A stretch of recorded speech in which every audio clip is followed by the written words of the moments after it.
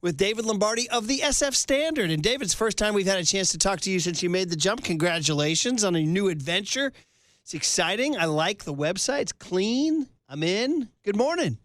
Morning, David. Awesome. Yeah, thank you. Appreciate it. Definitely it was time for a new challenge. All love to the Athletic. It was really fun what we built there, starting as a literal startup. I mean, the first office of the Athletic was this little co-working space right down there on Jesse Street. Oh, really? Downtown. Yeah, there was like other companies in there, and the co-founder Adam Hansman was editing some of my original stories.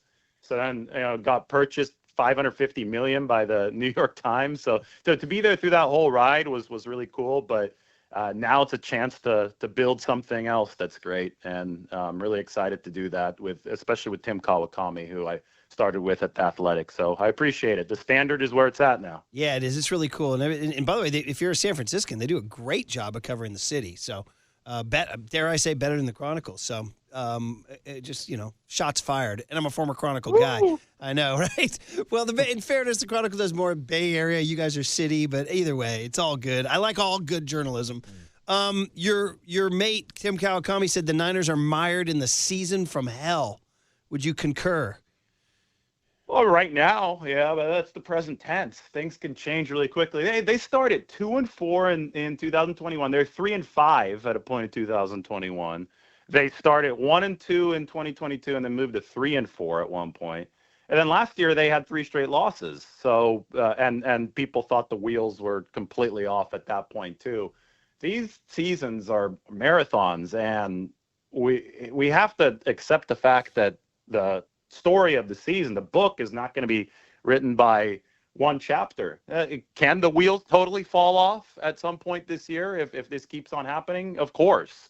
But the 49ers have a track record, and the track record has been one of early season struggles, and then they hit their stride. And I'm excited to see if they do. If they win on Thursday night, they're going to be in first place in the NFC West. So it's one of those things where the rest of the division, I would say the rest of the league, by and large, is still struggling to find its foothold. There are only 4 teams in the whole league who have a better record than 3-2 right now. So a lot remains to be written about how this is all going to play out. David, we've spent a lot of time this season talking about all the injuries that the 49ers are dealing with. The latest name on that list is now Jake Moody. I know a lot of 49er fans have been asking us questions about Robbie Gould this morning, so if you could provide us an update on what Robbie is up to these days, and also an update on the 4 kickers that the 49ers are bringing into camp this week. Well, Robbie officially retired in December, and he is the head coach at Rolling Meadows High School, suburban Chicago, right out by O'Hare Airport, which coincidentally is Jimmy Garoppolo's alma mater. So Robbie Gould is now the head football coach at Jimmy Garoppolo's high school. He's going to be in that position. I would not expect Robbie Gould to come out of retirement, quit his coaching job to kick for the 49ers. They are bringing in 4 kickers today. We don't have the names of those guys yet. Kyle Shanahan said kickers are kind of like independent contractors, and you do have a few who are not on a job right now. So the 49ers will bring somebody in that can kick a moderately long field goal for them, or at least be able to kick a moderately long field goal for them. That's what was missing yesterday. If they have that yesterday, they probably do win that game, and we're having a different tenor of conversation right now. David Lombardi, the SF Standard, as the 49ers lick their wounds. Red zone. Christian McCaffrey, you write about it in your story, but also just is Brock Purdy making the wrong decisions? Is Kyle not running it enough? They're 30th in the NFL in red zone. Yeah, they dropped to 30th. They're 1 of 6. It was bad yesterday.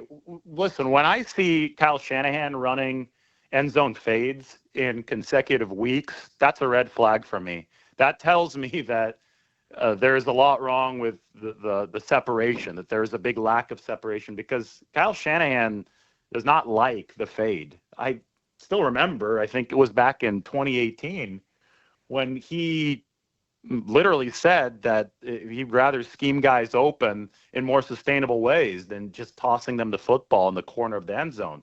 But sometimes you got to do what you've got to do. And when there aren't a whole lot of windows there, when there isn't a whole lot of separation, then you tell Purdy to toss it up into triple coverage to George Kittle, and it worked last week. They threw another fade to George Kittle yesterday, and that one didn't work out. It would have been a nice catch, but Kittle couldn't hold on to it.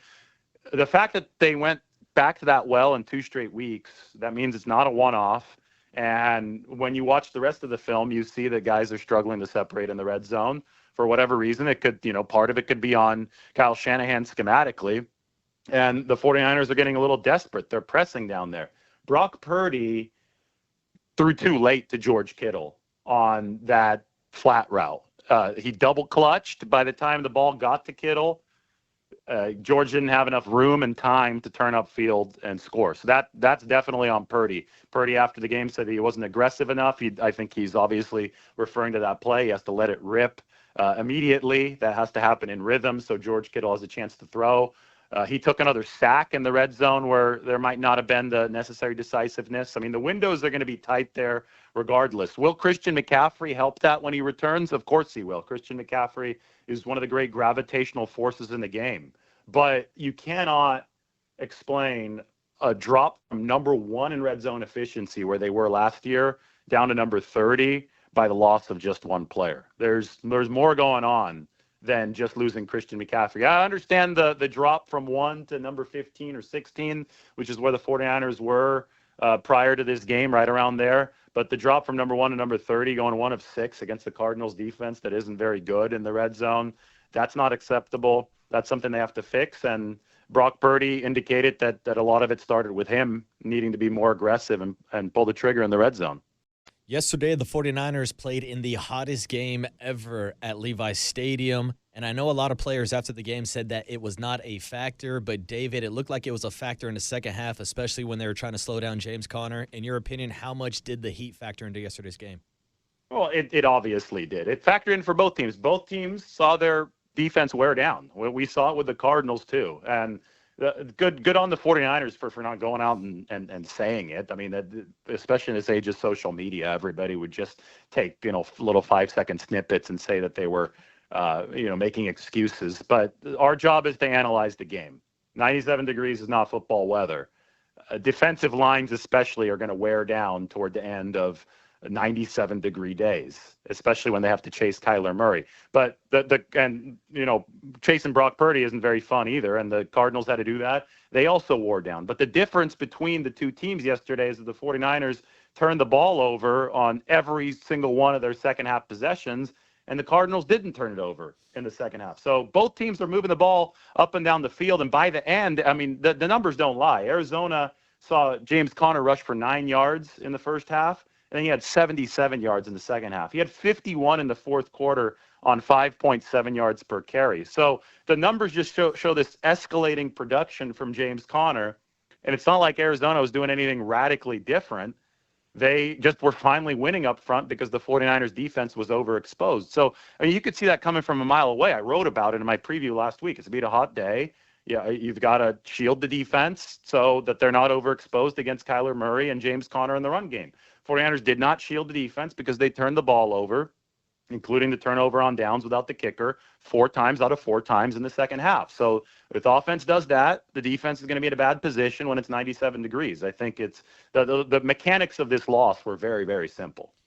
David Lombardi, the SF Standard, as the 49ers just really staggeringly cough up a 10-point fourth quarter lead for the second time in 3 weeks. At a certain point, macro, getting away from the details of the X's and O's, macro, do the Niners get a reputation? And Kyle, it's like these guys will choke a lead like this. Like I was joking, like it's a warning sign when they have a 10-point lead in the fourth quarter now, twice in the last 3 weeks, and then of course, obviously going back to a lead in the Super Bowl. It was only 7, but not 10. Like, what about salting away leads and having to overcome that ghost? Yeah, I think that if it keeps on happening, it becomes part of your identity because it might get in your head a little bit, right? I mean, confidence is a big thing in any sport. The good news for the 49ers is that it's, October 7th right now? We're not even halfway through October. No team has solidified its identity yet, and they have a chance to wash this out immediately, Thursday night against Seattle. They can go there, win by 2 scores, and people will, by and large, forget about what happened on Sunday, right? So you never know what exactly you have until you go through the fire in a season. And, the 49ers are forging themselves right now. They could be a bad team that just ends up blowing a ton of leads. I think if you want to make a cross-sport comparison, that was the Warriors last year, right? They just kept on blowing leads, and ended up being mediocre at best. But it's still way, way too early based on the data and the facts that we have from previous seasons when the 49ers were also losing games. It's still too early to say that the 49ers have the concrete is dried here, right? They've solidified their identity as a team. They're still building their identity as a team, and I'll tell you that there is a lot of explosive potential. We saw it when they're moving up and down the field yesterday. We saw it when their defense was shutting down the run for about 3 quarters yesterday. So they're at a fork in the road. Are they going to start, finishing games the way that they've started some of these games, or is the way that they've been finishing these games against divisional opponents going to bleed through and seep through into the rest of their performances? So we'll see which road the 49ers take. You know what Yogi Berra said about the fork in the road, right? If you hit a fork in the road, take it. That's what he said. There it is. Take it and eat. Let's go. Enjoy your trip to Seattle, David. Thank you. Yeah, thanks, David. All right. Thank you. There is David Lombardi, the SF Standard. Yeah, that's what Yogi Berra said. If you come to a fork in the road, take it. That's what he said. So that's funny, right?